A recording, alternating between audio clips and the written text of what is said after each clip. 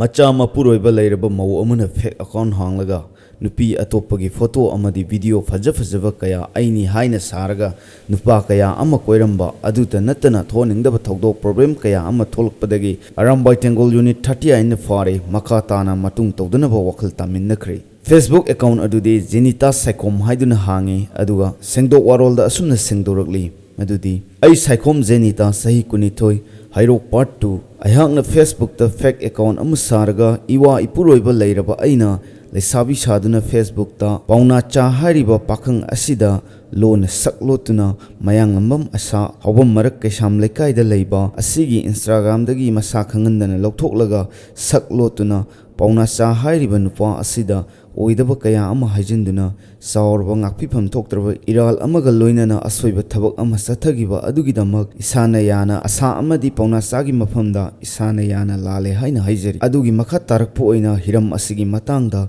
tholakpa afafattagi daita punamak ai Saikom Jenita amadi aigi nupa ipuroiba yauna isana yana pujagani amadi tholakpa khuding aina daita pujare haina isana yana khujek bijeduna haijari makha tarakpo oina wabagai lamkhaida yonba sing lapu macha leiraga ironduna charuba hianglam waikhom lekaidagi imung amagi mioi mangaga atopa ani nupi mari nupa ahum makhong hamba yauna masang laktaduna hianglamgi PIC da pukhatuna laikanari haiduna Facebook ta viral chatkiba adu lafudagi oiramgadra natragana atopadagi oiramgadra haibadu chapchaba confirm tadringai nupa amana thagatlubadagi lafudagi ne haiduna viral chatkibani adubu haiba nupa masamagna social media gi kuthangda sengdorakli koige wabgai lamkhaida yonba ching lafu masadu ngarang numidang irolaga leiraga irolaga charuba wabgai khoi hianglam waikhom leikai dagi imung amagi mioi moi manga amane aduga akhoigi atopa mi ani mane nupi mari nupa ahum sumaina hojiksi ngarang numidang chabana aduga hojik numthindagi makhong hamdaba oba phaiba horokpa masaji laihong tawduna torokpa aduna hojik numidang da mu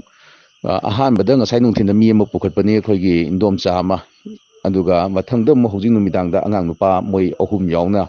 mathang makhong hamdaraktana oba phaiba tawrukpadana hojiksi PIC hianglam laipanganbada yam kana laikanari aduna lafu yoliba si akhoi section na yengba masange aduna masi mi yeng changbiyu yarimkai akhoi singdagi puraiba lafu jingje khara yengaga madu sabiba mathau tai singdagi puthariba lafu jingje khoina hayengsi wabgai lamkhaida yoliba mafamduso akhoi thoga madu makhatana yondana ba thingnana bagidamakta jo sem sari ana masi paujingda group ta hana pauji pijari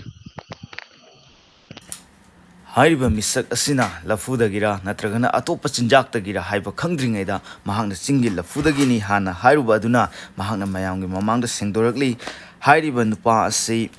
Yumnam poloi maitai apokpa sajau maitai kairak mayai lekaidagini mahakna July gi tarik 12 gi ahingi pung 13 da mahakna lapchingi lafu charubadagi hiangam PIC da pukhatlaga laikan na khre haidana mahakna phongdorakhiba aduga hariba nupa asina panbada hianglam waikhom lekaidagi mioi manga haibadi mioi manga amadi atopa chaminaruba ani punna nupa ahum nupi mari asi hariba singi lafu asi charubadagi hospital da over 5 tawbadagi hospital da pukhatuna laikan naki haiba wafam asi mahakna thamkhiba adu mahak chapchana khangdringaida mahakna social media da harubadagi madu viral chatkibani haibagi sengtokpa wafam kaya mahakna thamkhre aduna achummaran khangdringaida social media da hane hekta expose tawba haibasisu aran bani aduga madu mayamna hekta thajabiba haibasisu tawbiganu